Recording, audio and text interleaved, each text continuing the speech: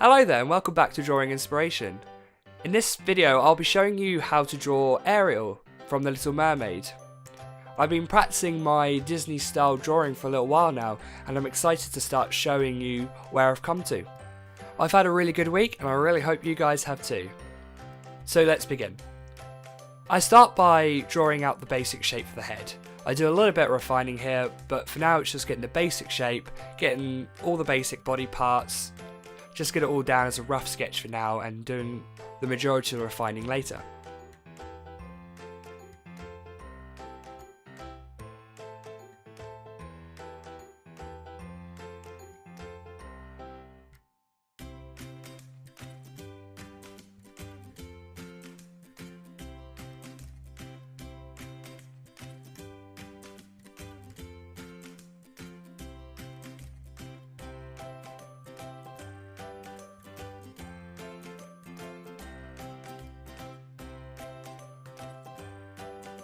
And as you can see here, I'm starting to put more of the details in. You'll notice I didn't do so much of the skeleton that I would normally do. That's because I actually first refined the picture on my sketchpad first, and then used that as a reference image for me to then draw onto the computer. This is all my own drawing, I just did it on paper first and then moved it onto PC. It's actually something I'm planning on doing a little bit more of. I just find that the pictures come out a little bit better, don't seem so rushed or so sketchy. I can look at it a little bit later and go, oh, that doesn't look right, refine it. And then like, okay, that doesn't look like, well, I'll sort that out when I'm doing the digital version of it. So I always have time to refine it and essentially use a fresh set of eyes each time.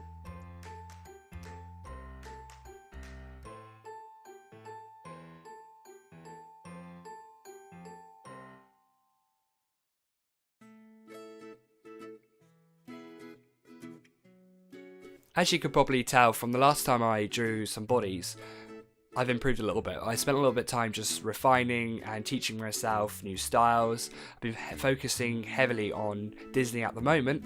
I'm hoping to incorporate other styles into that now, but for now just working on Disney. I think their designs are actually pretty satisfying to look at and quite iconic. So I'm hoping I'll be able to refine and be able to incorporate some of that into my own personal style.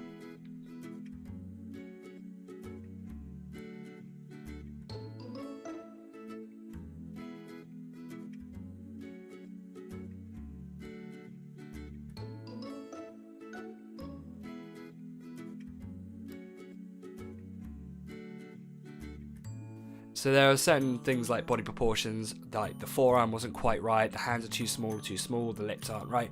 I'll do some different variations. I might just expand it, might rub it out. It depends on how much effort I'm willing to expend into it. For example, redrawing out the arm, getting it out perfect can be quite difficult. So if I can get it looking right the first time, just a bit small or a bit long, I can edit later and make it thicker or shorter if need be. You'll notice I had a little bit of trouble doing the mouth. That's because the original piece with Ariel, when you look at all her photos, she has quite a weird set of lips actually.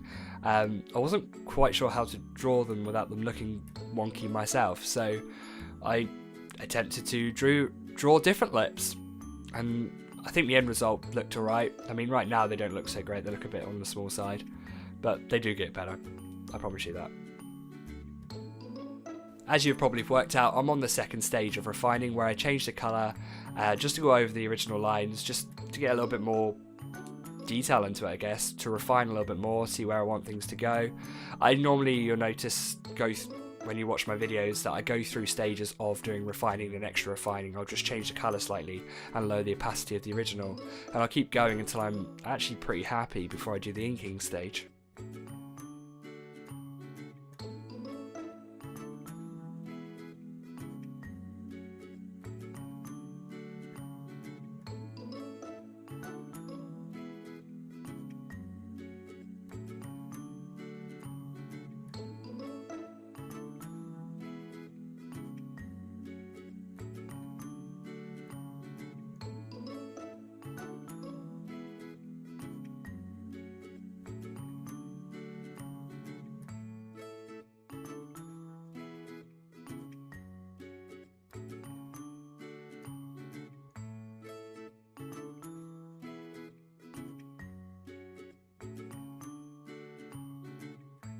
Here I start the inking stage where I just go over all my lines with the final line that I'm planning on doing.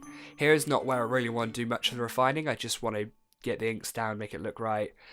You'll notice I erase things, redo, redo. The lining at this stage, I want to be as smooth as possible, and sometimes it doesn't come out quite the way I'd like it to, and I end up just keep doing it until I do get it right. But for the most part, these are going to be the main lines that will be used in the main picture.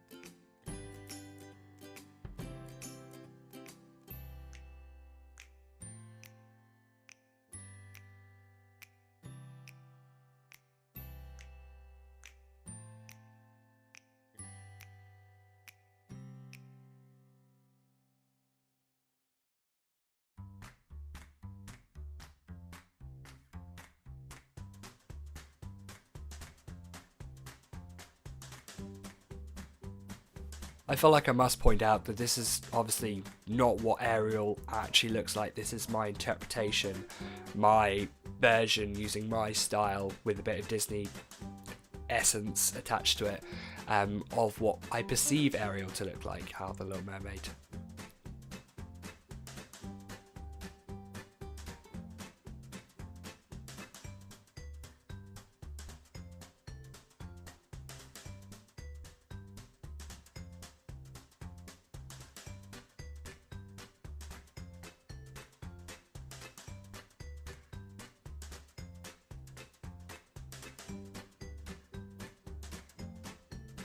Here I'm just making sure there's no gaps between the lines for the colouring in stage later on. This will help me a lot more, especially as I try to use the wand tool and then just paint bucket to speed up the colouring process to make it more even.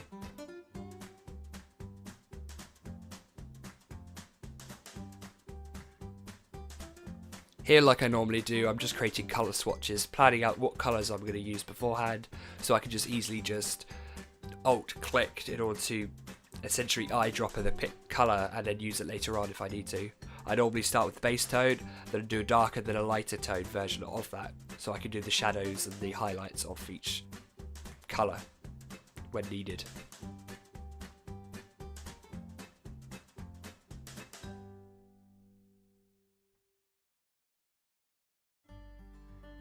So the colouring technique I'm doing now is different than what I normally do.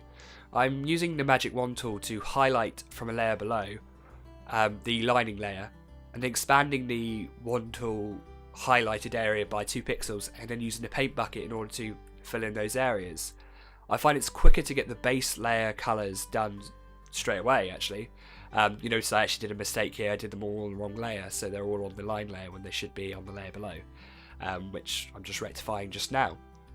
But the idea is to create a base tone, so later on when I do the highlights and the shadows, they'll just be easier and I can just do it blocks rather than having any light leakage, any variation of the colours, whether I'm using a brush or something, and there's no random white spots where I've missed it. I just feel like it gives a more even colour overall to give a more solid picture.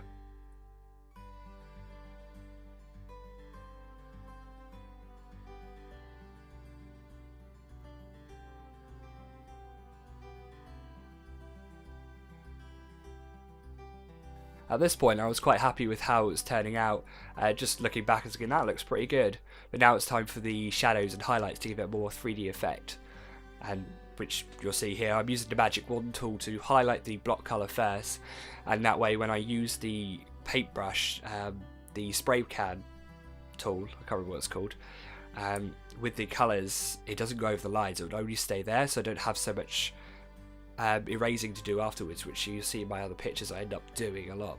I'm just trying to make my work more efficient and more professional looking.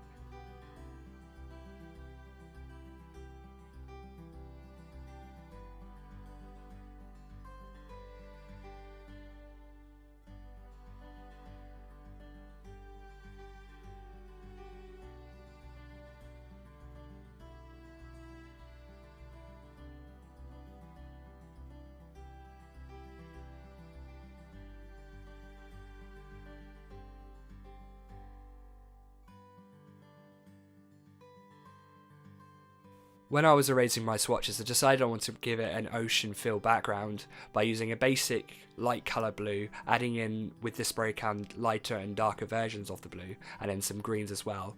It erased the parts where I went over the eyes, so you got the white parts. Here you can actually see the final image. I'm actually really happy with how it turned out. You will see the bottom of the picture is cut off and the top part is very close to the head. It's actually because the picture itself is not as wide as a widescreen TV, so I've kind of pushed in, expanded it a little bit in order so you can see more detail across the entire screen without any black borders around the outside. But overall I'm super happy with how it turned out, and I'm really excited to draw more of this style in the future, perhaps do some more Disney. I've had some other suggestions in other cartoons as well.